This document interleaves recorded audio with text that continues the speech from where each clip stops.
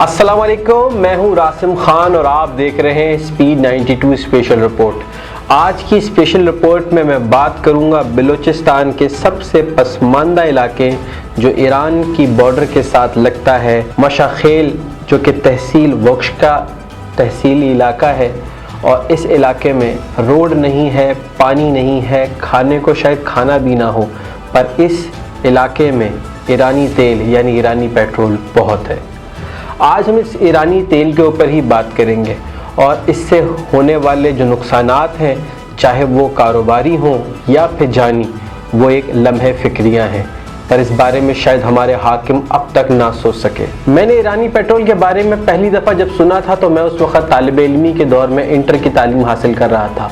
Orangi town के एक इलाके जाना हुआ जहाँ ये खुला तेल बिक रहा था। मेरे लिए बहुत हैरान कुन था। मैंने अपने साथ वाले भाई से पूछा कि भाई ये क्या मसला है, ये तेल ऐसे क्यों खुला बिक रहा है, पंप पे क्यों नहीं है? तो वो मुझे उसके पास ले, जब उन्होंने उसकी कीमत मुझे बताई तो मेरे होश ही उड़ गए। उस वक्त के मौजूदा तेल से भी आधी कीमत पे वो तेल बिक रहा था।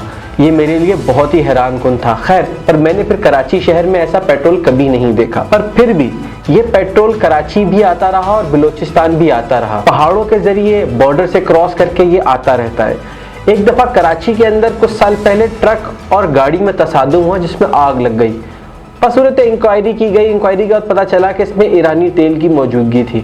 उस वक्त इसके ऊपर उस वक्त की असम्बली के अंदर बहुत लेदे हुई, बलूचिस्तान असम्बली में उस वक्त के वज़ीर आला साहब ने कहा कि इस पर बिल्कुल मुकम्मल पाबंदी लगाई जाए। फिर वो एक निजी महफिल में अपनी इस बात को कहते हुए बहुत ही अलग तरीके से पाए गए जो उन्होंने असम्बली में कही थी। उन्होंने कहा कि अगर मैं इस तेल के ऊपर पाबंदी लगा दूं तो बलूचिस्तान के काफ़ी लोग भूखे मर जाएंगे।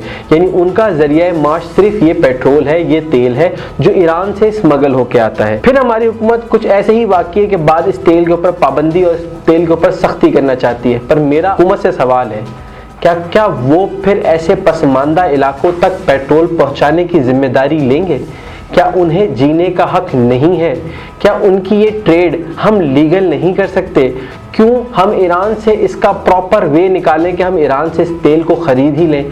क्योंकि हम बलूचिस्तान जैसे इतने दूर और पसमानदा इलाकों में तेल की रसद नहीं पहुंचा सकते। ये आपको भी पता है और हमें भी पता है। मैं सबसे पहले इस आबादी की बात कर लेता हूँ जिस आबादी का मैंने जिक्र किया। ये 50,000 की आबादी है।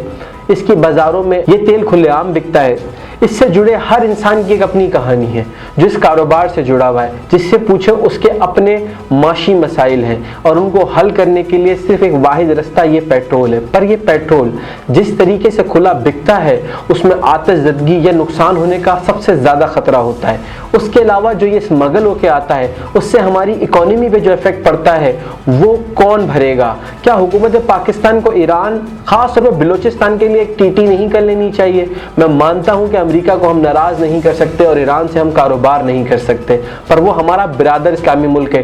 चोरी चुपके से छुपा के ये पेट्रोल पाकिस्तान आ ही रहा है ना, तो इसे क्यों ना हम लीगल फॉर्म दे दें। और अगर लीगल फॉर्म नहीं देनी तो इसको फिल फॉर पूरे तरीके से बंद करने की कोशिश की जाए।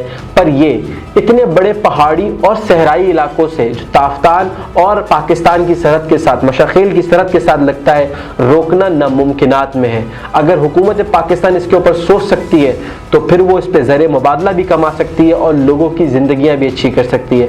क्या हम अपने बलूचिस्तान के इतने पसमानदा इलाकों के लिए कुछ कर सकते हैं? क्या आने वाले दिनों में इस पेट्रोल की जो बिक्री है जो कराची तक मौजूद है, क्या उसके ऊपर कोई काम हो सकता है? क्या हम किसी बड़े इंसानी अलमिये के बाद ही होश में आएंगे? क्योंकि इस तेल का खुला बिकना सिर्फ और सिर्फ इंसानियत के लिए ख़तरा है। आज के लिए बस इतना ही। आपसे मुलाकात होगी अगले प्रोग्राम में। जब तक के लिए दीजिएगा मुझे इजाज़त। अल्लाह हाफ़िज़।